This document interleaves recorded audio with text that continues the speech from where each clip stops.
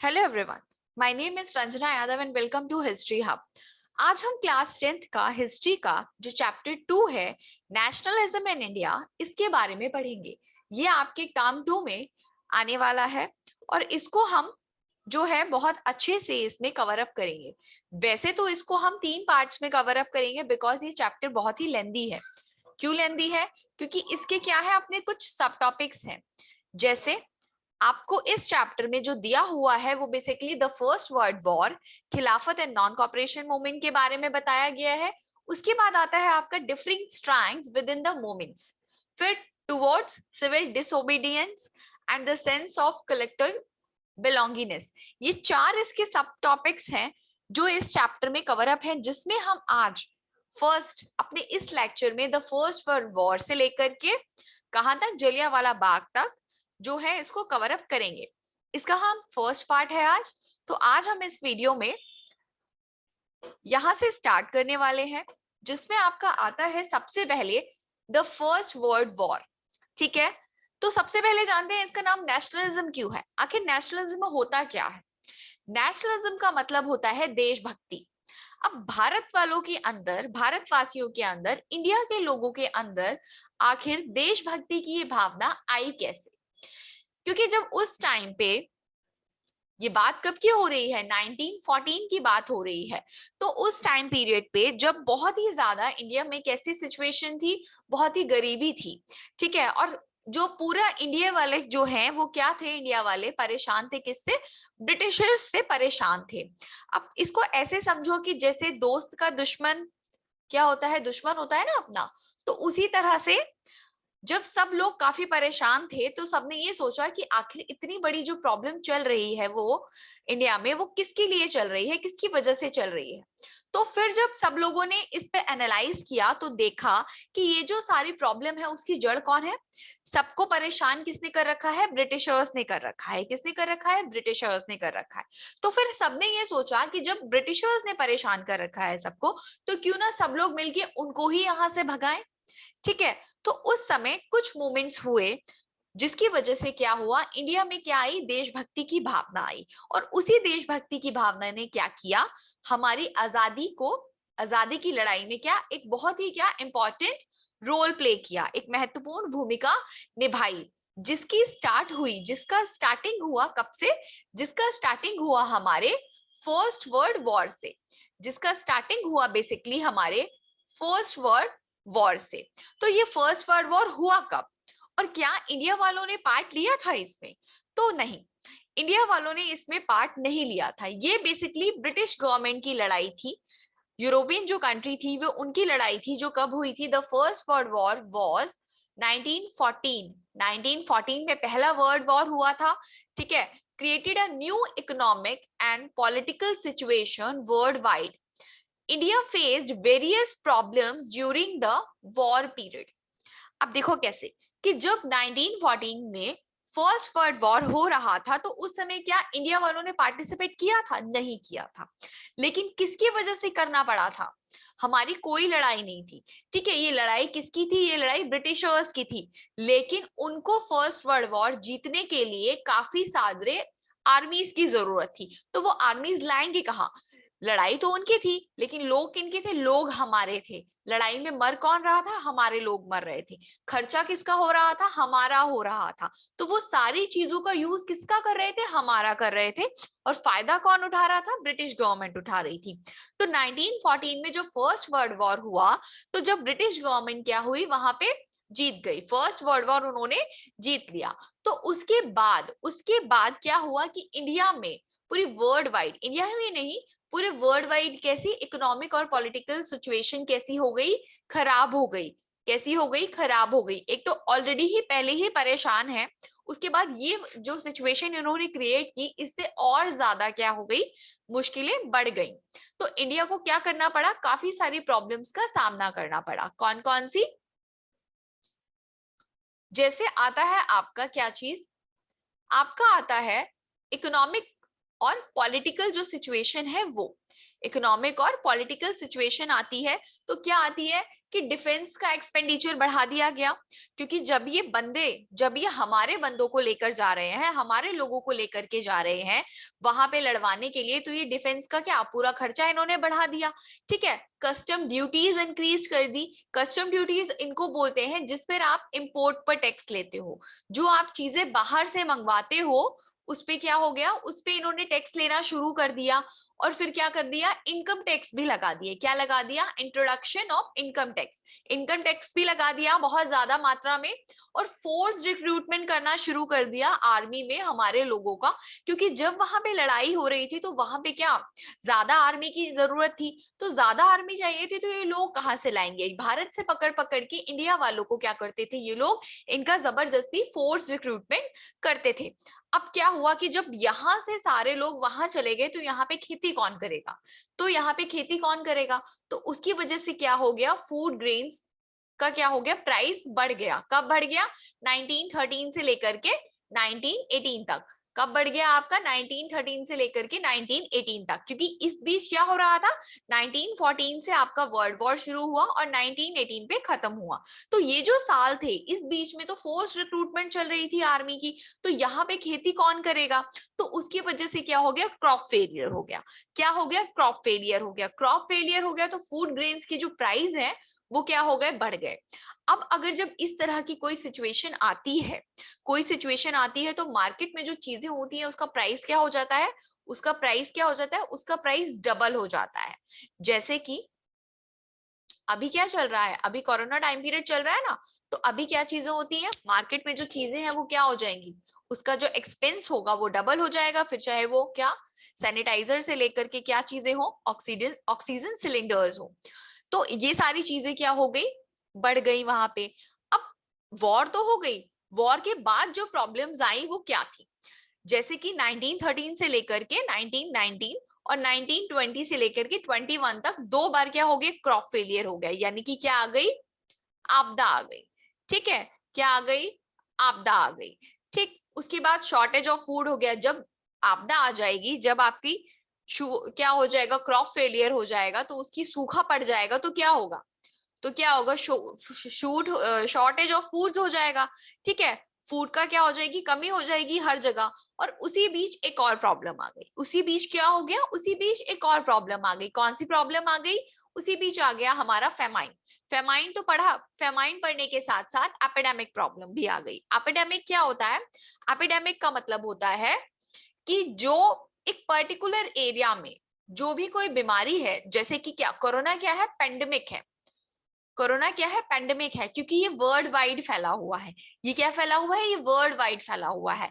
लेकिन एपिडेमिक उसको बोलते हैं जो सिर्फ एक पर्टिकुलर एरिया में जो है फैला रहता है, जो क्या एक पर्टिकुलर एरिया में फैला रहता है।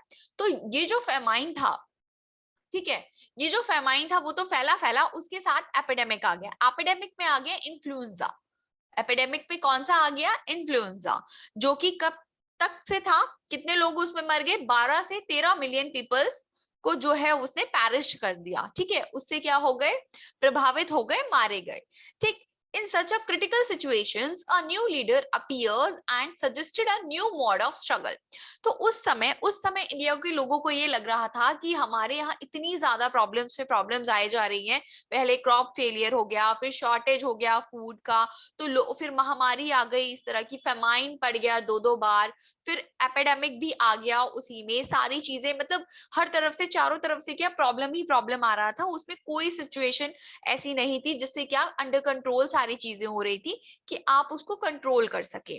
तो ऐसे में इन लोगों को ये लग रहा था कि कुछ ऐसी चीज हो जाए, कोई ऐसा लीडर हमें मिल जाए जो हमें इस सिचुएशन से क्या करे, निकाल सके, इस सिचुएशन से क्या करे, निकाल सके। अब आखिर जब इंडिया वाले इतने ज्यादा परेशान थे तो उस बीच फिर क्या हुआ, उस बीच आखिर उनको अपना एक लीडर मिल गया, जो कौन था, जो थे आपके महात्मा गांधी। जो कौन थे, आपके महात्मा गांधी। ये फिर 1950 में वापस आ गए, क्योंकि ये उससे पहले कहाँ थे, ये उससे पहले थे आपके साउथ अफ्रीका में। ये उससे पहले कहाँ थे, साउथ अफ्रीका में। जब इनको पता चला कि इंडिया के लोगों को इनकी जरूरत है तो ये वहां से वापस आ गए। वहां से जब ये वापस आ गए तो उसके बाद इन्होंने क्या किया, उसके बाद इन्होंने पूरा एक साल पूरे इंडिया का क्या किया, भ्रमण किया। पूरे इंडिया में ये घूमे, वहां लोगों से मिले, लोगों की जो जरूरतें हैं, लोगों की जो प्रॉब्लम्स हैं उनको समझा। इनके जो गुरु थे, इनके जो टीचर थे, वो कौन थे? गोपाल कृष्ण गोखले थे। कौन थे? गोपाल कृष्ण गोखले थे। उनसे इन्होंने परमिशन लिया, उन्होंने इनको जो है एडवाइस किया कि आप जो है पहले इंडिया का क्या कीजिए, पूरा भ्रमण कीजिए। आप पहले इंडिया के लोगों की प्रॉब्लम को समझिए कि आखिर में इनकी प्रॉब्लम्स क्या है, उसके बाद हम क्या करेंगे, इनका सोल्यूशन निकालेंगे। तो आखिर में इनका जो सबसे ज्यादा जो नॉबल मेथड है वो क्या है? वो था मास एगिटेशन का। वो था मास एगिटेशन का, जिसको क्या बोला? सत्याग्रह। जिसको क्या बोला? सत्याग्रह। आखिरकार जब इंडिया वाले इतने ज्यादा परेशान थे, इतने ज्यादा परेशान थे, तो उनमें इनको क्या मिल गए? एक मसीहा मिल गए। कौन मिल गए? गांधी जी। जो इनकी क्या थे? प्रॉब्लम्स की सिचुएशन थे। और जब ये वहां से वापस आए तो ये अपने साथ जो गिफ्ट लेकर आए थे उसको क्या बोला जाता है? उसके साथ ये लेकर आए थे सत्याग्रह। सत्याग्रह का मतलब होता है सत्य जमा आग्रह। यानी सत्य से अपना क्या करना, सत्य के मामले में सत्य से क्या करना, अपना आग्रह करना। अगर आप सच्चे हो तो आप सच्चे ही रहो, उसके साथ साथ आपको क्या, नॉन वायलेंस। नॉन वायलेंस, शांति से रहिए, आपकी सारी प्रॉब्लम क्या होंगी, सॉल्व होंगी। आपका जो ऑप्रेसिव है, आपका जो ऑप्रेसर है, आपको क्या करेगा, ऑप्रेस नहीं करेगा। उसको भी कभी ये लगेगा कि नहीं, ये चीज गलत है। ठीक, तो ये क्या थे? गांधी जी ने मास एगिटेशन का जो इनका फॉर्मूला था वो आखिरकार इन्होंने क्या किया, इंडिया वालों के ऊपर क्या किया, अप्लाई किया। और उससे क्या मिला? काफी हद तक इंडिया वालों की प्रॉब्लम्स क्या हो गई, कंट्रोल हो गई। इनकी प्रॉब्लम्स क्या हो गई, कंट्रोल हो गई। ठीक है। तो सबसे पहले जो इन्होंने फॉर्मूला अपनाया वो अपनाया था इन्होंने आइडिया ऑफ सत्याग्रह। आखिर आइडिया ऑफ सत्याग्रह जो था वो था क्या? तो सत्याग्रह emphasize the power of truth and the need to search for truth। यानी कि सत्य के लिए क्या है, सत्य के लिए अपनी क्या है, सच्चाई की खोज। और सत्य में ऐसी पावर है जो क्या करती है, सच्चाई को, सच्चाई को क्या दिखाती है, सबके सामने ला ही देती है। ठीक है। Suggested that physical force was not necessary to fight the oppressor. यानी कि जो आपका ऑपरेसर है, जो आपका ऑपरेसर है वो आपको इतना फिजिकली क्या फोर्स नहीं करेगा, इतना ज्यादा आप पे फोर्स नहीं, फोर्सफुली नहीं अटैक करेगा कि आपको क्या मार ही डाले। कभी ना कभी सत्य उसके सामने आएगा ही, सच के सामने उसको क्या झुकना पड़ेगा। तो ये जो थी महात्मा गांधी की जो सत्याग्रह की ये जो आइडिया था, ये जो थॉट्स थे, ये किससे था? ये जो उन्होंने लिया था धर्मा से था। ये किससे था? धर्मा से था। ये किससे था? धर्मा से था, जिसका मतलब होता है non violence. Non violence could unite all Indians. आखिर इस सत्याग्रह ने क्या किया था? पूरे इंडिया को क्या, एक यूनिटी, एक एकता में बांध दिया था कि अहिंसा ही क्या है, अहिंसा परमो धर्म, अहिंसा ही हमारा क्या है, परम धर्म है। और नॉन वायलेंस से ही हमें क्या मिलेगी, आजादी मिलेगी। तो धीरे धीरे धीरे धीरे इस जो ये भावना है, ये जो थॉट्स है गांधी जी के, इसने क्या किया, बेसिकली नेशनलिज्म की जो भावना है वो इंडिया वालों में क्या की, बहुत ही ज्यादा एक्वायर की, बहुत ही ज्यादा अच्छे से उनमें प्रेरित हुए, उनमें आई देशभक्ति की भावना, जिससे आगे चल के क्या हुआ, हमें आजादी मिली। तो सबसे पहले इनका जो सत्याग्रह था वो कहाँ पे स्टार्ट हुआ? बेसिकली इनका जो सत्याग्रह था वो स्टार्ट हुआ हमारा 1917 में। सबसे पहला सत्याग्रह इन्होंने किया बिहार में, बिहार चंपारण में। ठीक है। बेसिकली गांधी जी ने सबसे पहले 3 सत्याग्रह किए थे। आपका आता है चंपारण, खेड़ा और अहमदाबाद मील स्ट्राइक। तो इसको आप कैसे याद करेंगे? इसको आप केक से याद कर सकते हैं। एक शॉर्ट फॉर्मूला है केक, कि अगर आपसे एग्जाम में ये पूछा जाए कि गांधी जी ने मेजरली जो सत्याग्रह किए थे वो कौन से थे, उसको अगर आपको क्रोनोलॉजी पूछी जाए कि पहले कौन सा था उसके बाद कौन सा था, तो आप केक से याद रखेंगे। सी से हो गया चंपारण, के से हो गया खेड़ा, और ए से हो गया आपका अहमदाबाद मील स्ट्राइक। ठीक है। तो ये चीज ये आप याद रखेंगे। तो चंपारण जो है वो कहां पर है? वो बेसिकली बिहार पर है। ये किसके लिए था? ये था हमारे फार्मर्स के लिए। कौन से फार्मर्स? Indigo farmers. इंडिगो मतलब जो नील की खेती होती है उसके लिए बेसिकली चलाया गया था। पहले जो है ये जो सत्याग्रह है, जब ये लॉन्च हुआ था, जब पहले करते थे ये लोग किसान, तो इसको धरना बोलते थे, इसको धरना बोलते थे। लेकिन जब गांधी जी आए, जब गांधी जी आए और जब उसके बाद से क्या हो गया, धरना किस में परिवर्तित हो गया? धरना परिवर्तित हो गया आपके सत्याग्रह में। किस में परिवर्तित हो गया? आपके सत्याग्रह में। ठीक है। तो जो चंपारण है बेसिकली ये कहां पर है? ये बिहार में है। और यहाँ पे क्या किया था इन्होंने, फार्मर्स के लिए जो है सत्याग्रह शुरू किया था। तो लॉन्च्ड फॉर इंडिगो फार्मर्स, किसके लिए था, इंडिगो फार्मर्स के लिए था। The farmers were suffering under heavy taxes and exploitative system. क्या कर रहे थे ये लोग, फार्मर्स जो है, नील के जो किसान थे, नील के कृषक जो थे, इनसे क्या जबरदस्ती खेती करवाई जाती थी नील की, और ये लोग नील की खेती नहीं करना चाहते थे। नील की खेती नहीं करना चाहते थे क्योंकि जिस खेती पे अगर आपने नील, जो जमीन है उस पे अगर नील एक बार उगा दी तो वो कम से कम 3-4 साल के लिए वो खेती करने के लायक नहीं बचती, आप उस पे दूसरी जो है फसल नहीं उगा सकते हो। तो जो चंपारण के लोग थे वो खेती नहीं करना चाहते थे, ठीक है, वो क्या करते थे, ब्रिटिशर्स को मना करते थे, लेकिन वो क्या करते थे, they were forced to grow indigo by British planters under Tinkathia system. कौन सा सिस्टम था, तिनकथिया सिस्टम के अंतर्गत क्या करते थे ये लोग, इससे जबरदस्ती नील की खेती करवाते थे। लेकिन उसके बाद जो रामचंद्र शुक्ल है वो मिले गांधी जी से। उन्होंने गांधी जी को आग्रह किया कि आप प्लीज चंपारण आइए, वहां से किसानों को मिलिए, क्योंकि वहां पे क्या, जो ब्रिटिशर्स है वो बहुत ही ज्यादा प्रॉब्लम क्रिएट कर रहे हैं, बहुत ही ज्यादा उन पर प्रेशराइज कर रहे हैं, फोर्स्ड कर रहे हैं, किस लिए, कि वो क्या करें, इंडिगो की खेती करें, इंडिगो की जो है खेती करें। तो उनके जो है रामचंद्र शुक्ल के आग्रह पर, मतलब उनके रिक्वेस्ट करने पे बहुत ही ज्यादा क्या किया इन्होंने, गांधी जी कहाँ गए, चंपारण गए। गांधी जी कहाँ गए, चंपारण गए। वहां पे जब ये गए तो वहां पे ये किससे मिले, किसानों से मिले, और उनको क्या बोला, उनको ये समझाया कि आप अपने क्या, जो आपका ऑपरेसिव है, आपके जो ये ऑपरेसिव है, आप उसके अगेंस्ट क्या कीजिए, एक्सप्लॉटेशन कीजिए, स्ट्रगल कीजिए, उनके सत्याग्रह करेंगे हम जो है सत्याग्रह करेंगे कि हम क्या है, नील की खेती नहीं करेंगे, हम जो है नील की खेती नहीं करेंगे। तो बेसिकली क्या किया गांधी जी ने, इन पीजेंट्स को क्या किया, इंस्पायर किया, और इनसे इंस्पायर होकर के क्या सत्याग्रह शुरू किया गया। तो ये पहला सत्याग्रह था जो कैसा था, बहुत ही सक्सेसफुल था, बहुत ही क्या था, सक्सेसफुल था। और गांधी जी, बेसिकली जो गांधी जी हैं वो कब गए थे चंपारण, वो गए थे चंपारण आपके 10 अप्रैल 1917 को। कब गए थे, 10 अप्रैल 1917 को गए थे। और कौन कौन गया था उनके साथ, कौन कौन गए थे, ये सारे के सारे क्या लॉयर्स थे, कौन से, बृजकिशोर प्रसाद, राजेंद्र प्रसाद, अनुग्रह नारायण सिन्हा और आचार्य कृपलानी। ये चारों के चारों लोग गांधी जी के साथ चंपारण सत्याग्रह में पार्ट लेने गए थे। जहां पे इन्होंने क्या किया, जो इंडिगो फार्मर्स थे, जो पीजेंट्स थे, उनकी हेल्प की, उनके लिए क्या किया, सत्याग्रह किया। और इन्होंने ब्रिटिशर्स के खिलाफ क्या सत्याग्रह छेड़ा, जो सत्याग्रह बहुत ही क्या सक्सेसफुल रहा। तो जब इन्होंने ऑपरेसिव जो थे, जो ब्रिटिश ऑपरेसिव थे, उनके खिलाफ जब इन्होंने अपना सत्याग्रह छेड़ा, तो ये चंपारण सत्याग्रह क्या हुआ, बहुत ही सक्सेसफुल रहा, बहुत ही सक्सेसफुल रहा। इसके बाद जो दूसरा सत्याग्रह हुआ वो हुआ आपका खेड़ा का। वो कौन सा था, वो था आपका खेड़ा सत्याग्रह। तो खेड़ा सत्याग्रह बेसिकली 1918 में हुआ था। ये भी पीसेंट्स के लिए ही था, ये भी क्या था, पीसेंट्स के लिए ही था, किसानों के लिए था, क्योंकि खेड़ा कहाँ पर है आपका, खेड़ा गुजरात में है, खेड़ा गुजरात में भी है। यहाँ पे क्या था, 1918 में क्या हो गया था, क्रॉप फेलियर हो गया था, सूखा पड़ गया था, जिसकी वजह से क्या था, ये लोग रेवेन्यू नहीं दे पा रहे थे। लेकिन जो ब्रिटिश गवर्नमेंट है वो ज्यादा से ज्यादा क्या टैक्सेशन लेना चाह रही थी, वो ये मान ही नहीं रहे थे। जब सूखा पड़ गया है, जब क्रॉप फेलियर हो गया, क्रॉप है ही नहीं, तो वो कहाँ से आपको अपनी फसल का जो है टैक्स पे करेंगे, रेवेन्यू पे करेंगे, ये बात वो समझ ही नहीं रहे थे।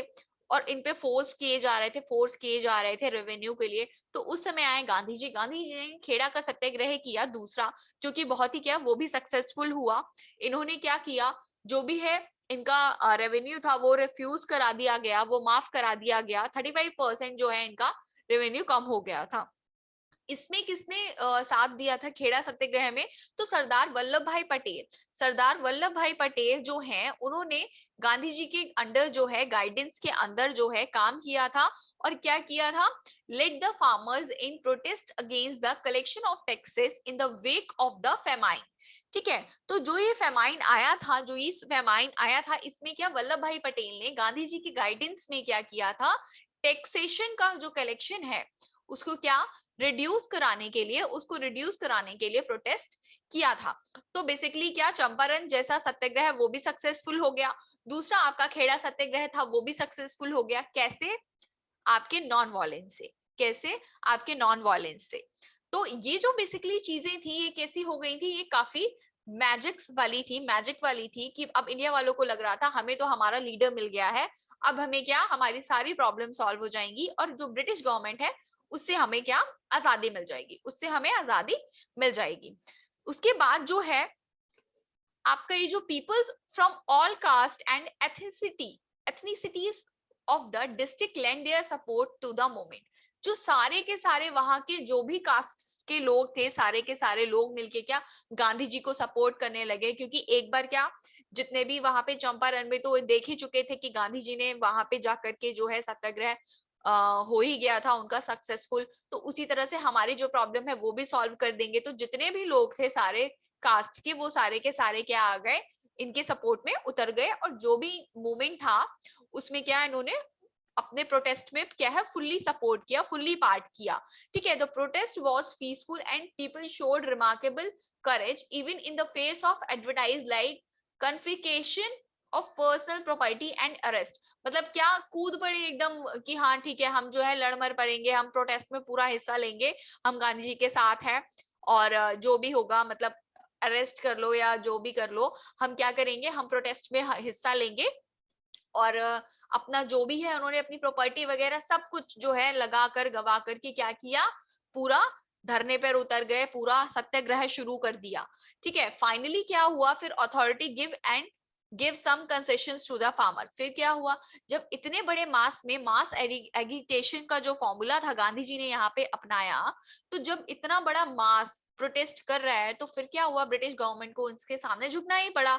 तो उन्होंने जितने भी जो ये रेवेन्यू था उसमें क्या किया, उसमें उनको कंसेशन दे दिया, उन्होंने उनको कंसेशन दे दिया। तो दूसरा ये जो सत्याग्रह था ये भी बहुत क्या हुआ, सक्सेसफुल हुआ। इसके बाद आता है हमारा नेक्स्ट सत्याग्रह जो है हमारा अहमदाबाद मील स्ट्राइक। जो दो सत्याग्रह हैं खेड़ा और चंपारण, वो बेसिकली किसके लिए थे, वो पीजेंट्स के लिए थे, वो किसानों के लिए थे। लेकिन अहमदाबाद मील स्ट्राइक बेसिकली ये मिल के वर्कर्स के लिए थी, मिल के वर्कर्स के लिए थी। ये 1980 में हुआ था। अहमदाबाद आप जानते हैं गुजरात में है। यहाँ पे जो मिल वर्कर्स हैं उन्होंने क्या किया था, उन्होंने भी क्या, स्ट्राइक कर दी थी, हंगर स्ट्राइक कर दिया था। Gandhi ji use satyagraha and hunger strike for the first time during an industrial dispute between the owners and the workers of a cotton mill in Ahmedabad. ठीक है, ये क्या कर रहे थे, ये वेजेस नहीं बढ़ा रहे थे, ये क्या कर रहे थे, उनका वेजेस नहीं बढ़ा रहे थे, ये उनसे काम कराए जा रहे थे। अब जब आपको पता है कि फेमाइन आ चुका है, क्रॉप फेलियर हो चुका है, तो चीजें जो है महंगी हो गई हैं, महंगी हो गई है, तो उनको उसके लिए क्या, बोनस तो चाहिए ना, वेजेस तो उनका चाहिए। अब आप उनका बोनस नहीं बढ़ा रहे हो, कुछ नहीं कर रहे हो, तो खाएंगे क्या लोग? ऐसा तो है नहीं कि जाएंगे और लेकर चले आएंगे, बाजार से कुछ भी मिल जाएगा, कुछ भी खरीदने जाना है तो उसके लिए पैसे तो चाहिए ना। तो ये क्या कर रहे थे, गांधी जी ने पहली बार हंगर स्ट्राइक की अहमदाबाद मिल वर्कर्स के लिए, अहमदाबाद मिल वर्कर्स के लिए। तो इसमें क्या था, गांधी जी ने जो डिस्प्यूट है ये ऑनर का, इंडस्ट्रियल ऑनर और उनके वर्कर्स के बीच में, इनके बीच में क्या किया, उन्होंने सत्याग्रह शुरू कर दिया कि चलो ठीक है हम सत्याग्रह करते हैं, ये मानेंगे ही मानेंगे। क्योंकि उस टाइम क्या था, प्लेग बढ़ गया था, प्लेग फैल गया था। तो प्लेग बढ़ गया था तो वर्कर्स क्या करेंगे, वर्कर्स ने क्या किया, 35% ये लोग अपना वेजेस मांग रहे थे, लेकिन वो लोग देने को तैयार ही नहीं थे, वो लोग देने को तैयार ही नहीं थे। तो फिर क्या किया गांधी जी ने, पीसफुली स्ट्राइक कर ली कि चलो ठीक है भाई हम सत्याग्रह करते हैं, ऐसे नहीं दोगे तो ऐसे ही देंगे, जब हम काम ही नहीं करेंगे तो फिर आप हमें दोगे क्या, हम काम ही नहीं करने आएंगे, आप मत बढ़ाओ हमारे पैसे। तो फिर क्या हुआ कि जैसे ही हंगर स्ट्राइक शुरू हुई तो वहां के जो क्या है ऑनर्स क्या आ गए, ऑनर्स मान गए इनके लिए, उन्होंने क्या किया, वेजेस बढ़ा दिए, इन्होंने वेजेस बढ़ा दिए, फिर वापस इन्होंने काम करना शुरू कर दिया।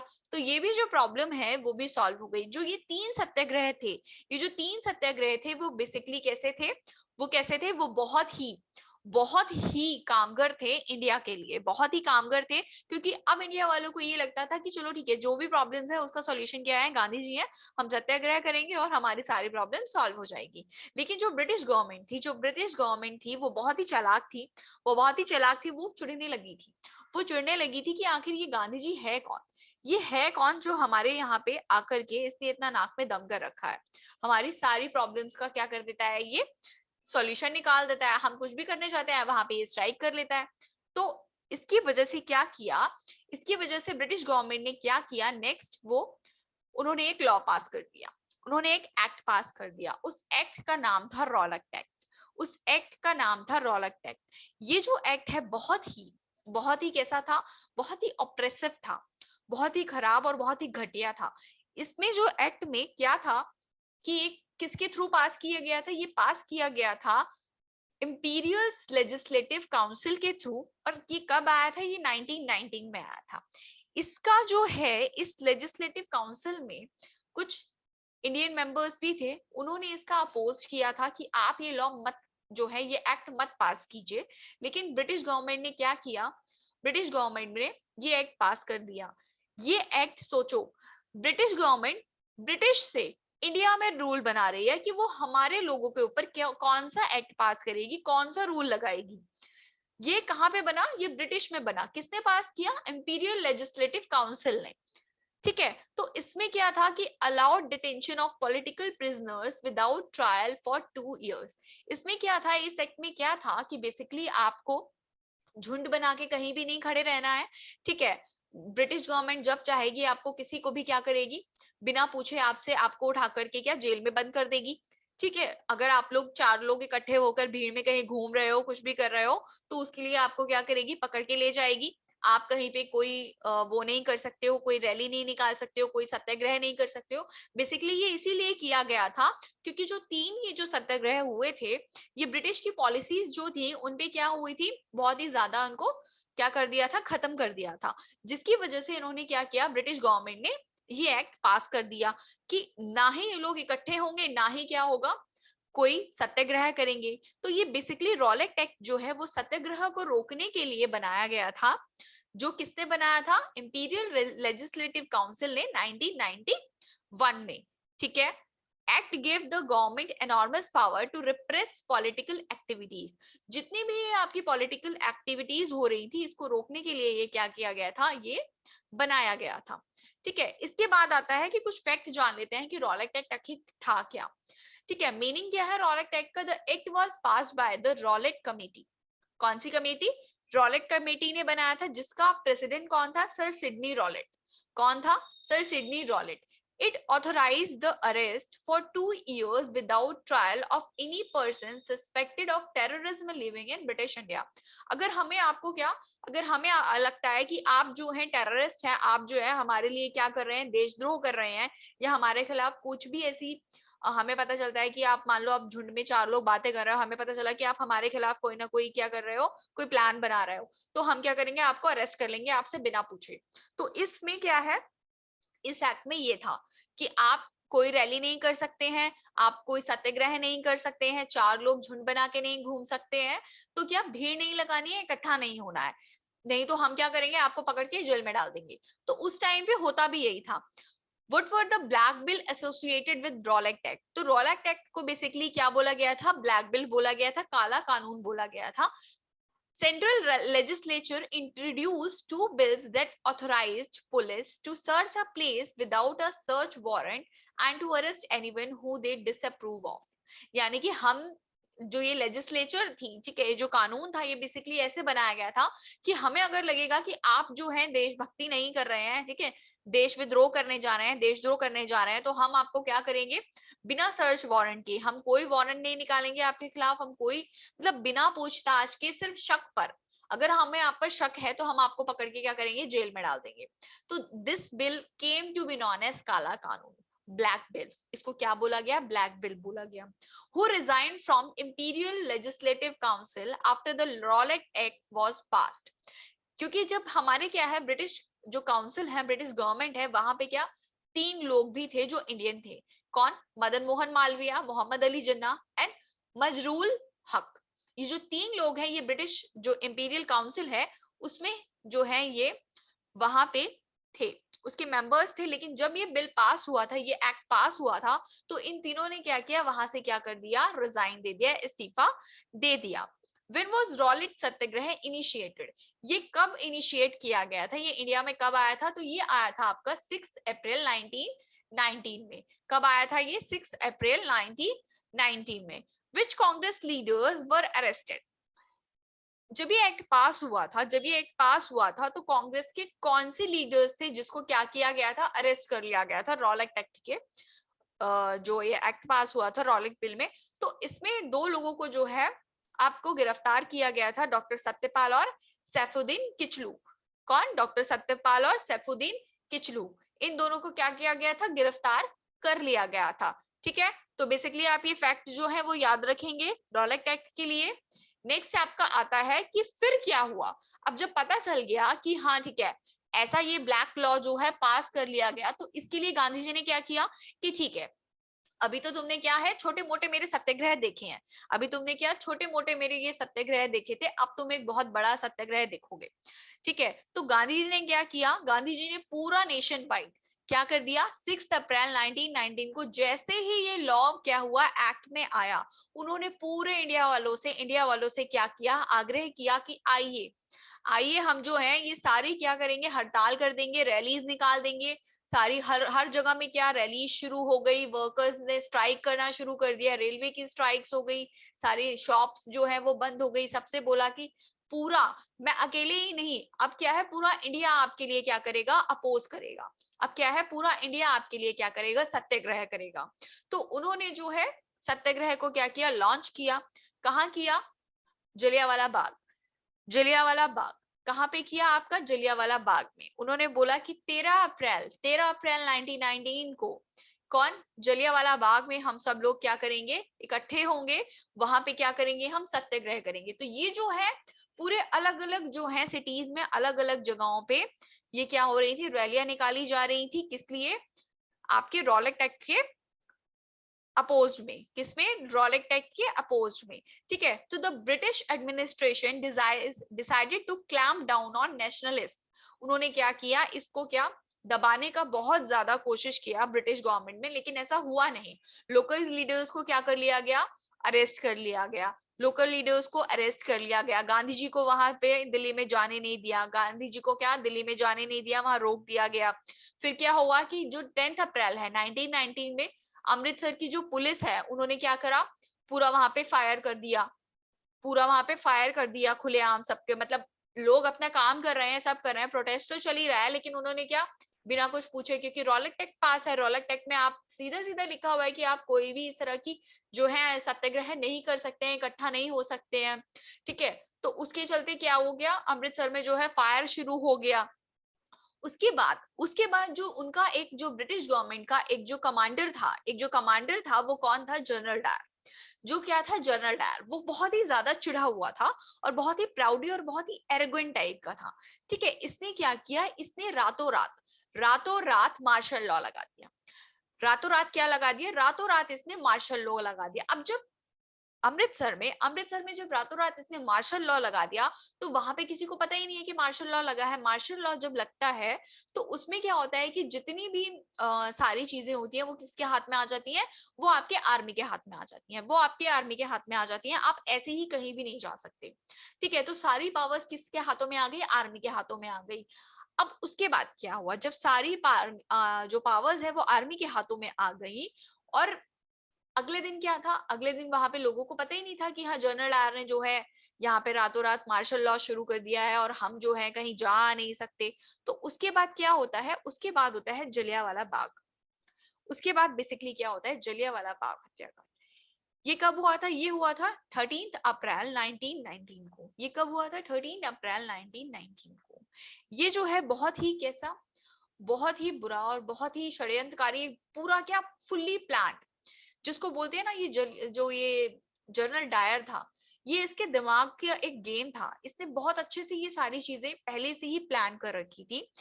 क्योंकि 13 अप्रैल क्या था, बैसाखी का दिन था। अब इस दिन क्या था, अमृतसर वाले लोग जो हैं वो वहां पे क्या, बैसाखी मनाने के लिए बहुत शांति से क्या इकट्ठे हुए थे। कुछ लोगों को तो पता ही नहीं था कि हाँ वहां पे जो है जलियांवाला बाग में क्या प्रोटेस्ट चल रहा है या क्या हो रहा है। वो तो बहुत आराम से ही क्या, जितनी भी सारी फैमिलीज थी वो सारी की सारी क्या इकट्ठी हुई वहां पे घूमने फिरने के लिए, मेले और बाजारों में घूमने के लिए। लेकिन जब उन्हें पता ही नहीं है कि रातों रात जो जनरल डायर है उसने मार्शल लॉ पूरे अमृतसर में लागू कर दिया है, तो उसने क्या किया, वहां पे जैसे ही वहां पे जो भीड़ इकट्ठी हुई, ठीक है, भीड़ इकट्ठी हुई, लोग अपने घरों से जो है पूरी फैमिली के साथ घूमने के लिए बाजारों में निकले, बैसाखी का त्योहार मनाने के लिए निकले। वैसे ही क्या किया जनरल डायर ने, क्या किया, चारों तरफ से क्या, पूरे उसके जलियांवाला बाग को घेर लिया। उसने क्या किया, चारों तरफ से ग्राउंड को घेर लिया। और जो वहां पे क्या था, एक ही एग्जिट का पॉइंट था, एक ही एग्जिट का पॉइंट था, तो वो क्या, वहीं से उसने पूरा घेर लिया। उसने अब लोगों से बोला कि अगर तुम्हें भागना है तो भागो, ये है पूरी दीवारें, अगर जो अपनी जान बचा सकते हो तो बचाइए, अदरवाइज तो मैं यहाँ पे मारूंगा ही। ठीक है, तो अब जितने लोग भाग सकते थे उतने भागे। अब दीवारें इतनी ऊंची हैं, कौन कितना भागेगा, कहाँ से भागेगा। उसने बिना कुछ किए, कुछ लोगों को पता भी नहीं था कि क्या हो रहा है क्या नहीं हो रहा है, जो लोग अपोज कर रहे थे, जो लोग वहां प्रोटेस्ट कर रहे थे वो तो कर ही रहे थे, लेकिन बहुत सारे ऐसे लोग थे जिनको पता ही नहीं है, वो सिर्फ बैसाखी का त्योहार मनाने के लिए वहां ग्राउंड में गए थे।